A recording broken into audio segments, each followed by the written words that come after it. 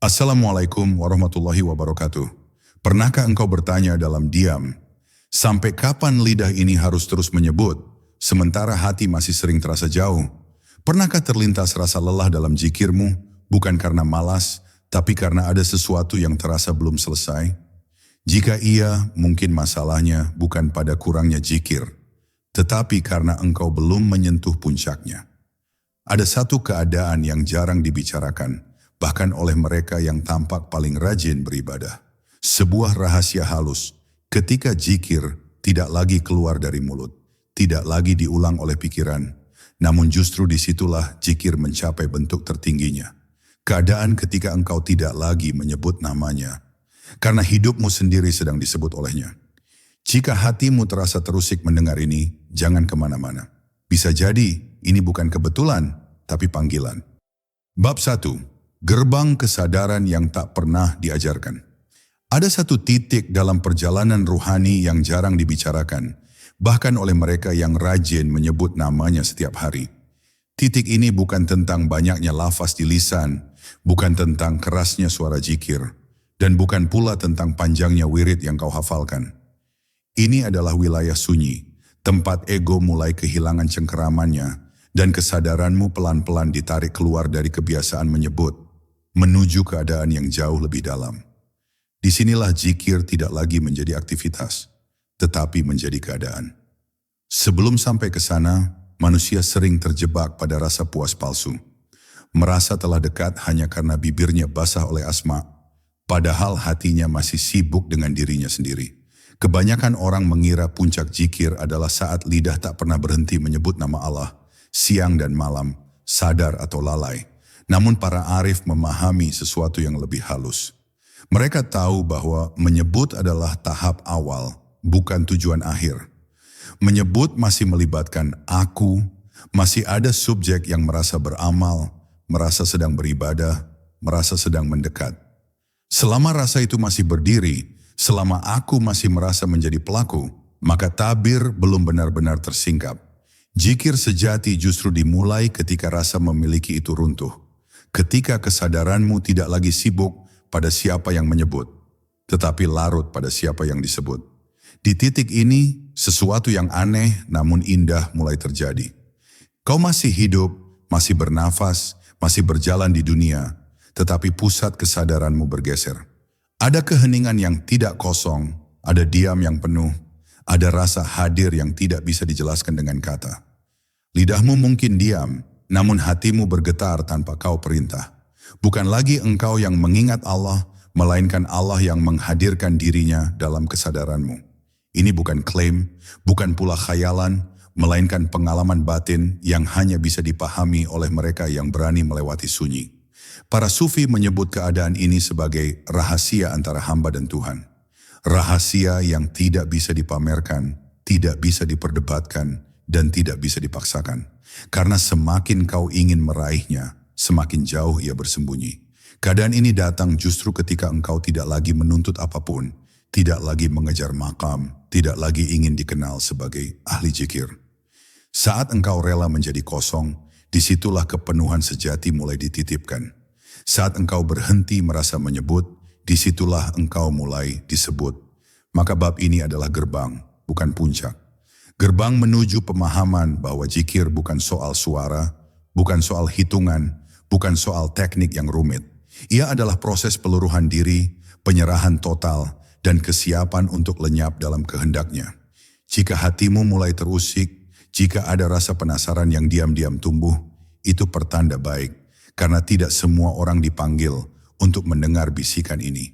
Dan jika engkau masih bertahan mendengarkan sampai titik ini, mungkin bukan engkau yang mencari zikir ini, tetapi zikir inilah yang sedang mencari dirimu.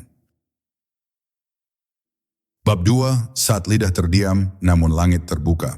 Ada fase lanjutan yang lebih sunyi dari sekadar keheningan. Di fase ini, lidah tidak lagi merasa perlu bergerak, bukan karena malas, tetapi karena ada rasa cukup yang tidak bisa dijelaskan. Banyak orang takut pada diam, karena diam sering disangka sebagai kelalaian. Padahal bagi para pencari hakikat, diam tertentu justru adalah tanda kedewasaan ruhani. Ketika zikir telah meresap ke dalam kesadaran, suara menjadi berlebihan. Seperti orang yang telah sampai di rumah, ia tidak lagi perlu berteriak memanggil alamat. Ia telah berada di dalamnya. Pada tahap ini, engkau mulai menyadari bahwa zikir sejati bukanlah mengingat Allah sebagai objek di luar dirimu, melainkan menyadari bahwa seluruh keberadaanmu sedang berada dalam pengawasannya. Kesadaran ini bukan hasil logika, bukan pula buah imajinasi, ia hadir sebagai rasa diawasi yang lembut, bukan menakutkan, tetapi menenangkan. Engkau tidak lagi berusaha menghadirkan Allah dalam hatimu karena engkau sadar, sejak awal engkaulah yang selalu berada dalam hadiratnya. Perubahan ini halus, namun dampaknya mengguncang seluruh cara pandangmu terhadap ibadah. Disinilah banyak orang salah paham. Mereka mengira zikir tanpa lafaz adalah bentuk penyimpangan, padahal para arif justru menjadikannya sebagai kelanjutan dari zikir lisan dan hati. Seperti anak kecil yang belajar berjalan dengan bantuan, lalu suatu hari mampu melangkah sendiri tanpa dituntun. Lafaz adalah tuntunan, bukan tujuan. Ketika kesadaran telah terbangun, engkau tidak meninggalkan zikir, justru engkau masuk ke dalam inti zikir itu sendiri. Yang ditinggalkan hanyalah bentuk luarnya, bukan maknanya. Keadaan ini sering datang tanpa tanda, tanpa pemberitahuan. Bisa muncul saat engkau sedang bekerja, berjalan, atau bahkan dalam kelelahan. Tiba-tiba hatimu terasa jernih, dunia terasa lebih tenang, dan masalah tidak lagi menekan seperti sebelumnya. Bukan karena masalah hilang, tetapi karena pusat kesadaranmu tidak lagi bertumbuh pada dunia. Ada rasa disangga oleh sesuatu yang maha kuat, tanpa perlu diminta. Inilah awal dari rahasia besar bahwa zikir bukan alat untuk mengubah keadaan, melainkan pintu untuk mengubah cara engkau berada di dalam keadaan. Maka jika suatu hari engkau merasa zikirmu menghilang, jangan tergesa-gesa panik. Bisa jadi engkau tidak sedang kehilangan, melainkan sedang dipindahkan. Dipindahkan dari zikir yang engkau lakukan, menuju zikir yang terjadi. Dari zikir yang kau ucapkan, menuju zikir yang mengucapkan dirimu. Jika engkau mampu bersabar di fase ini, tidak kembali mengejar sensasi, tidak memaksa pengalaman, maka pelan-pelan engkau akan memahami satu rahasia besar berikutnya. Bahwa diam bukan akhir perjalanan, tetapi ambang menuju keadaan ketika engkau tidak lagi menyebut, karena engkau telah sepenuhnya disebut. Bab 3, lenyapnya aku di hadap hadiran. Pada tahap ini, perjalanan mulai memasuki wilayah yang tidak ramah bagi ego. Banyak yang berhenti sebelum sampai, bukan karena tidak mampu, tetapi karena tidak siap kehilangan rasa aku. Sebab disinilah satu demi satu identitas batin mulai luruh. Engkau tidak lagi merasa sebagai orang yang rajin berzikir, tidak lagi merasa sebagai pencari, bahkan tidak lagi sibuk menilai dirimu dekat atau jauh dari Allah. Semua ukuran itu runtuh dengan sendirinya. Yang tersisa hanyalah kesadaran polos, tanpa label, tanpa klaim, tanpa suara batin yang sibuk berbicara tentang diri sendiri. Di fase ini, engkau mulai memahami makna fana bukan sebagai hilangnya keberadaan fisik, tetapi lenyapnya pusat kepemilikan. Engkau masih ada, masih hidup, masih berperan di dunia, tetapi rasa memiliki atas amal, ibadah, bahkan kesalehan, menguap perlahan. Engkau tidak lagi berkata dalam hati, aku sedang berzikir, karena kalimat itu sendiri terasa terlalu kasar untuk menggambarkan apa yang terjadi. Ada rasa ditarik masuk ke dalam arus besar, di mana kehendak pribadi menjadi lembut dan tidak lagi mendesak untuk diikuti. Keadaan ini sering disalahpahami sebagai pasif atau kehilangan semangat ibadah. Padahal justru sebaliknya, ibadah tetap berjalan, bahkan lebih jernih, tetapi tanpa beban psikologis. Engkau sholat tanpa merasa sedang sholat, berdoa tanpa merasa sedang berdoa, berbuat baik tanpa menghitung kebaikan. Semua mengalir sebagaimana nafas mengalir. Tidak ada paksaan, tidak ada ambisi rohani, dan tidak ada kebutuhan untuk diakui, bahkan oleh dirimu sendiri.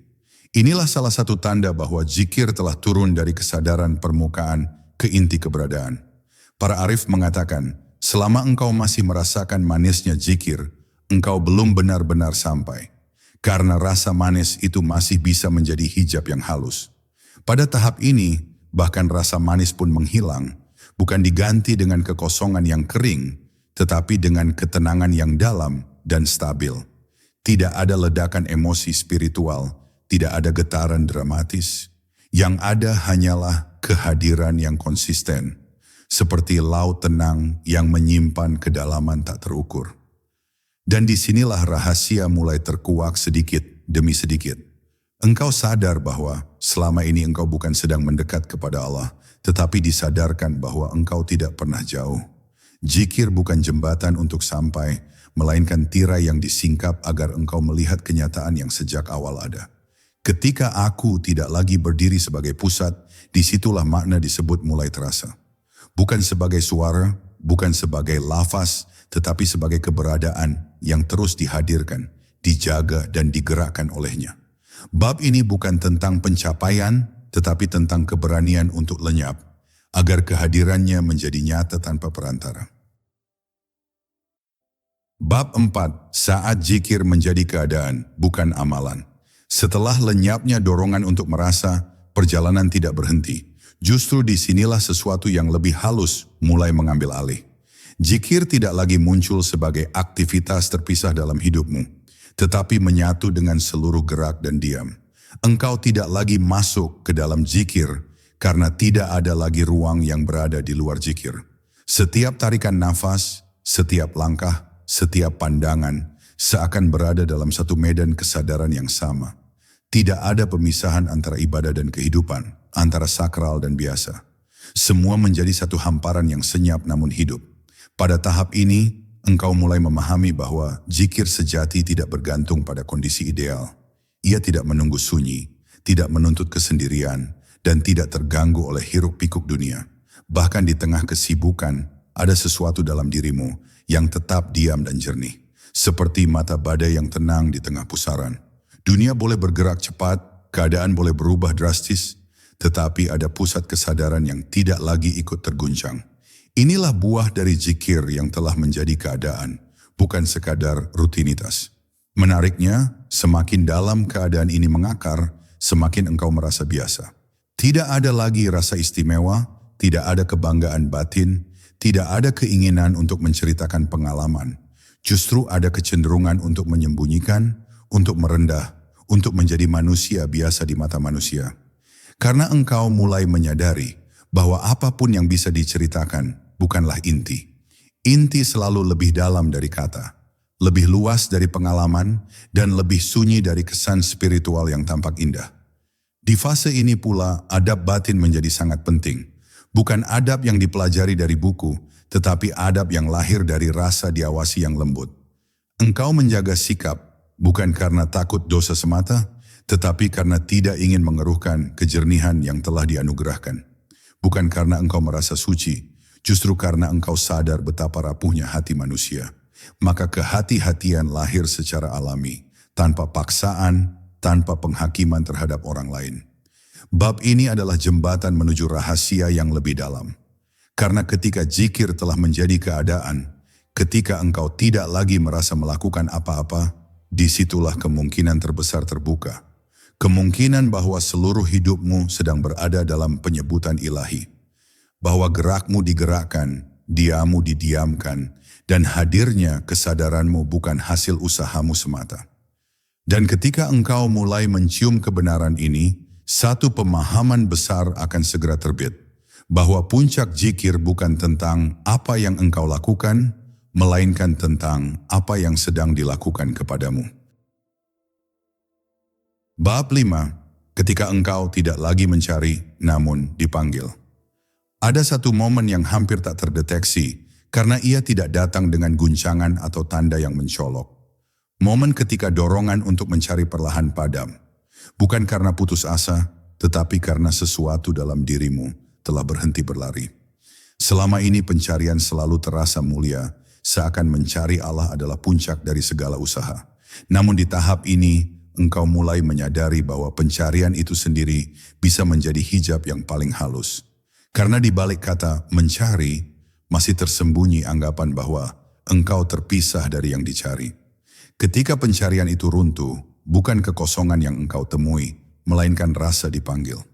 Ada kesadaran lembut bahwa hidupmu tidak berjalan sendiri, bahwa langkah-langkahmu tidak sepenuhnya berasal dari kehendak pribadi. Engkau tidak lagi sibuk bertanya apakah Allah dekat atau jauh, karena pertanyaan itu kehilangan makna. Yang ada hanyalah rasa dihadirkan, seakan setiap detik hidupmu sedang dipilih untuk terjadi. Bukan dipilih karena layak, tetapi karena Dia berkehendak. Di titik ini, doa pun berubah wajah. Engkau masih berdoa, tetapi bukan untuk memaksa hasil. Doa menjadi bentuk kehadiran, bukan tuntutan. Engkau tidak lagi sibuk merangkai kata indah, karena hatimu tahu bahwa sebelum lafaz terbentuk, keadaanmu telah lebih dulu dipahami. Bahkan terkadang doa terasa selesai sebelum dimulai. Bukan karena tidak perlu, tetapi karena engkau menyadari bahwa Yang Maha Mengetahui tidak menunggu penjelasan dari makhluknya. Rasa dipanggil ini melahirkan sikap pasrah yang aktif, bukan pasif. Engkau tetap berusaha, tetap bekerja, tetap bertanggung jawab, tetapi tanpa beban berlebihan. Ada jarak sehat antara dirimu dan hasil. Jika berhasil, engkau tidak mabuk. Jika gagal, engkau tidak hancur. Karena pusat hidupmu tidak lagi bertumpu pada apa yang terjadi, tetapi pada siapa yang menghendaki terjadinya. Inilah bentuk tauhid yang turun ke dalam keseharian, bukan sebagai konsep, tetapi sebagai napas hidup. Dan dari sinilah makna disebut mulai terasa lebih nyata. Engkau tidak lagi memanggilnya dengan gelisah, karena hidupmu sendiri telah menjadi jawaban atas panggilan itu. Setiap detik yang berlalu terasa seperti undangan untuk hadir sepenuhnya. Bukan hadir sebagai siapa-siapa, tetapi hadir sebagai hamba yang tidak lagi sibuk mencari nama, posisi, atau makam. Karena engkau mulai memahami bahwa ketika engkau berhenti mencari dengan egomu, justru saat itulah engkau benar-benar sedang dipanggil olehnya. Bab 6.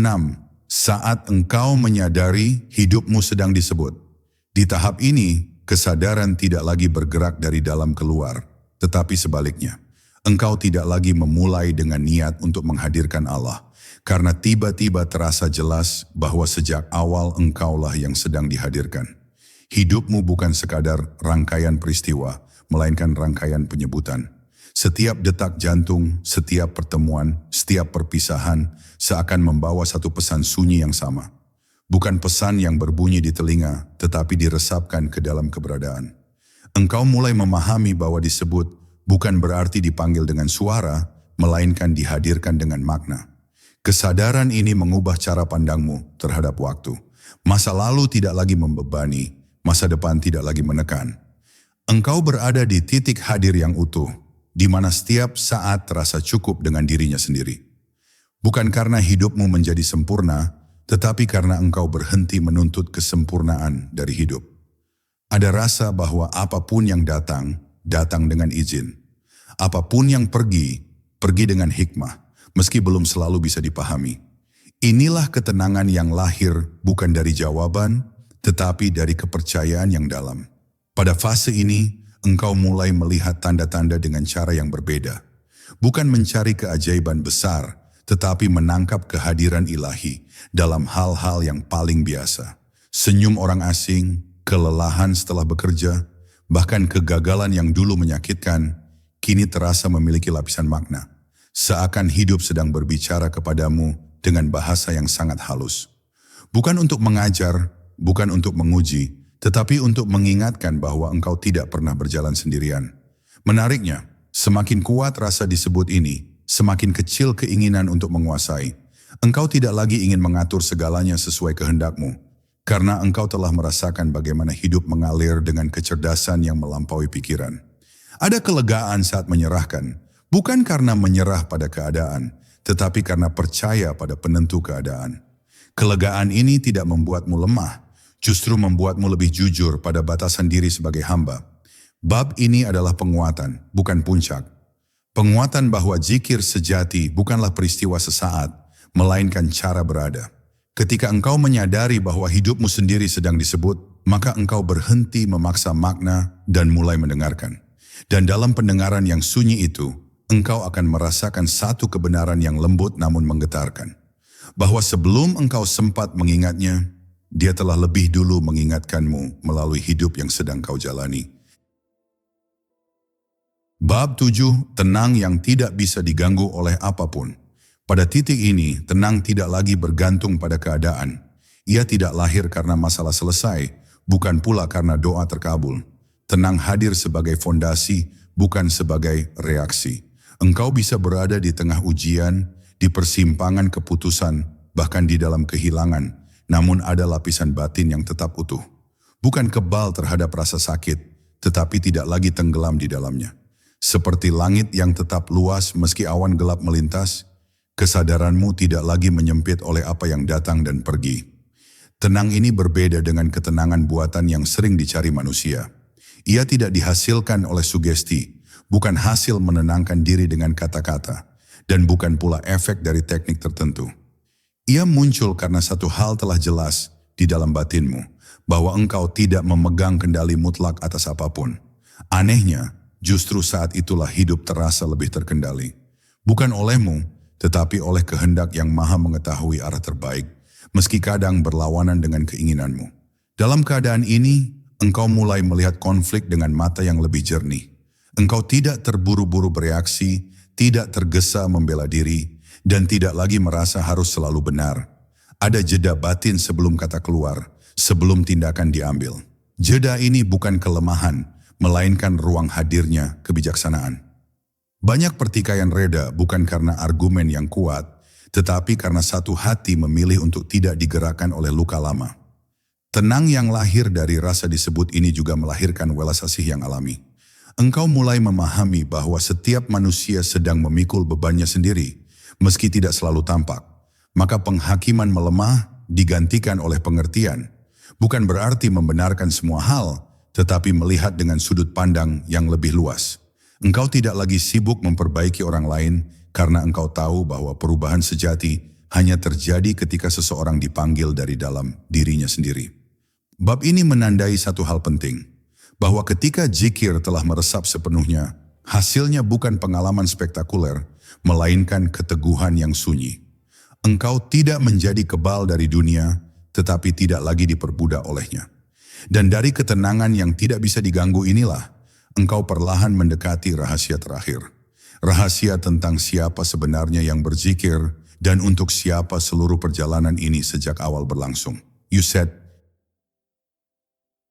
Bab 8, saat engkau menyadari, bukan engkau yang berzikir.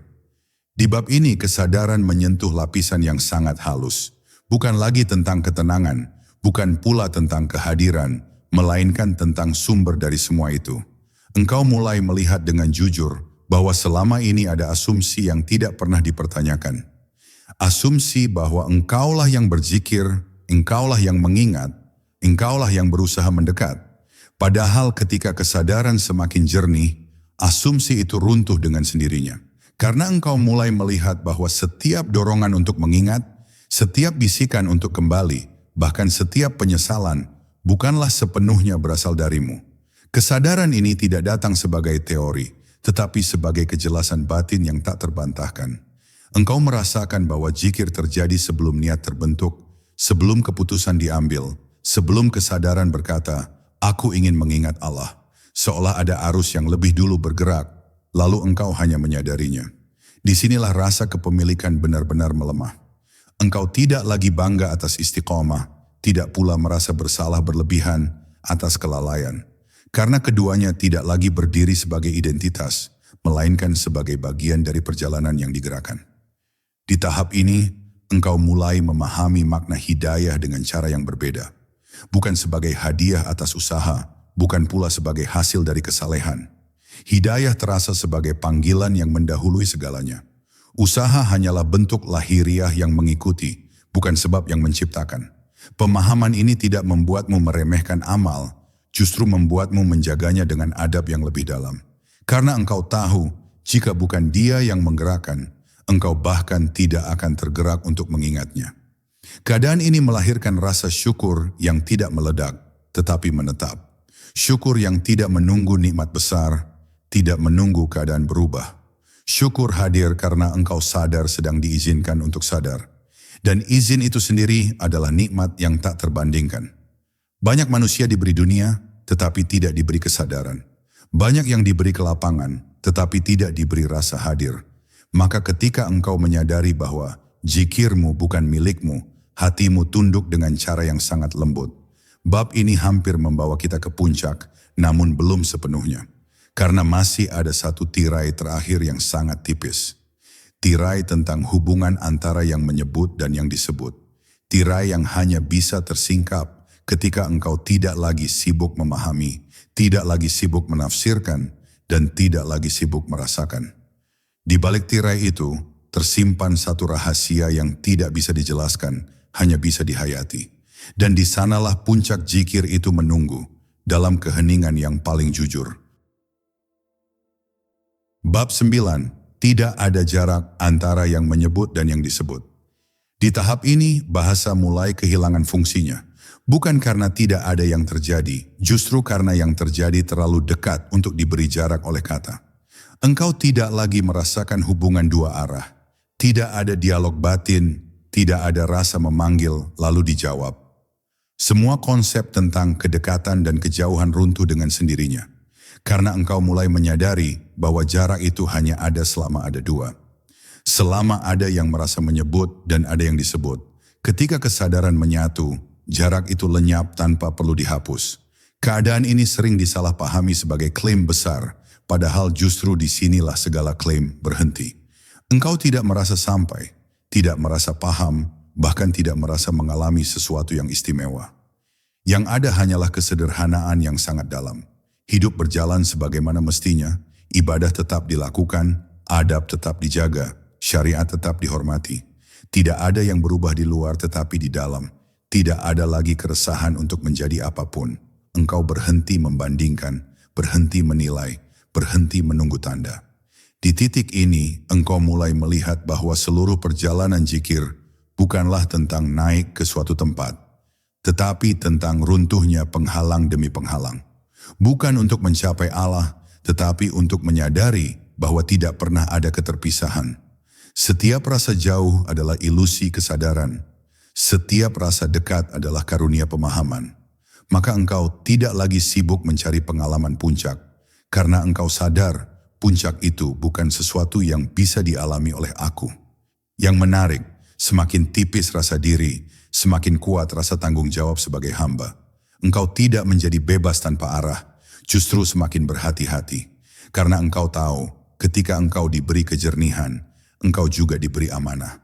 Amanah untuk tidak mengotori kesadaran dengan kesombongan, untuk tidak menggunakan kedalaman batin sebagai alasan meremehkan orang lain, dan untuk tetap berdiri rendah di hadapan siapapun. Bab ini adalah ambang terakhir, ambang antara pemahaman dan penyerahan total. Di sini engkau tidak lagi memohon untuk dipahami, tidak lagi berharap untuk dijelaskan. Engkau hanya tinggal dalam kesadaran yang tidak bernama, tidak berbentuk, namun terasa lebih nyata dari apapun. Dan jika engkau mampu tinggal tanpa tergesa melangkah, maka satu bab terakhir akan terbuka dengan sendirinya. Bab tentang puncak zikir yang tidak bisa ditunjukkan, hanya bisa dihidupi. Bab 10. Puncak zikir. Saat tidak ada lagi yang perlu terjadi. Inilah wilayah yang paling sunyi, sekaligus paling utuh. Tidak ada ledakan rasa, tidak ada penglihatan batin, tidak ada perasaan mencapai sesuatu. Justru karena tidak ada lagi yang ditunggu. Engkau tidak menanti puncak, karena tidak ada lagi perjalanan yang dirasakan. Tidak ada harap untuk naik, tidak ada takut untuk turun. Semua istilah tentang makam, tingkatan dan kedalaman terlepas dengan sendirinya. Bukan karena engkau menolaknya, tetapi karena engkau tidak lagi membutuhkannya untuk merasa utuh. Pada puncak ini, zikir tidak lagi dikenali sebagai zikir. Ia tidak muncul sebagai kesadaran khusus, tidak pula sebagai keadaan tertentu. Ia menjadi latar dari seluruh hidup, seperti cahaya yang tidak disadari karena selalu ada. Engkau tidak berkata, "Aku sedang bersama Allah," karena kalimat itu pun terasa berjarak. Tidak ada pernyataan batin, tidak ada afirmasi. Yang ada hanyalah hidup yang berjalan dalam kepatuhan alami, tanpa negosiasi, tanpa perlawanan batin, tanpa drama spiritual. Di titik ini, engkau tidak lagi bertanya siapa yang menyebut dan siapa yang disebut. Pertanyaan itu telah gugur bersama penanyanya. Bukan karena dijawab, tetapi karena kehilangan relevansi. Engkau tidak lagi merasa perlu memahami hakikat, karena hidup itu sendiri telah menjadi penjelasan yang diam. Setiap detik cukup dengan dirinya sendiri. Setiap keadaan diterima tanpa harus diberi makna tambahan. Inilah keadaan ridha yang tidak diucapkan, pasrah yang tidak disadari sebagai pasrah. Menariknya, puncak ini justru membuatmu kembali sepenuhnya ke dunia. Engkau hadir sebagai manusia biasa, menjalani peran, memikul tanggung jawab, merasakan lelah dan bahagia. Tidak ada keinginan untuk mengasingkan diri, tidak ada dorongan untuk terlihat berbeda. Justru ada kecintaan yang tenang pada kehidupan sebagaimana adanya. Karena engkau melihat hidup bukan lagi sebagai penghalang menuju Allah, tetapi sebagai cara Allah menghadirkan dirinya dalam bentuk yang bisa dijalani oleh hamba. Dan disinilah rahasia judul itu berdiam. Puncak zikir bukan saat engkau menyebut tanpa henti, bukan pula saat engkau diam dalam kesadaran. Puncaknya adalah saat engkau tidak lagi merasa menyebut apapun, karena seluruh keberadaanmu telah berada dalam penyebutan itu sendiri. Engkau tidak mengingat karena engkau tidak lupa, engkau tidak memanggil karena engkau tidak merasa terpisah. Inilah zikir saat engkau tidak lagi menyebut, tetapi sepenuhnya, tanpa disadari, sedang dan terus disebut. Dan jika dari semua yang kau dengar, ada satu bagian yang membuat hatimu terdiam sejenak, jangan abaikan rasa itu. Bisa jadi, di sanalah zikir sedang bekerja tanpa suara. Ingatlah, puncak zikir bukan tentang seberapa sering engkau menyebut, tetapi tentang seberapa dalam engkau hadir. Semoga kita diberi kelembutan hati untuk memahami dan kerendahan jiwa untuk tetap menjadi hamba. Wassalamualaikum warahmatullahi wabarakatuh.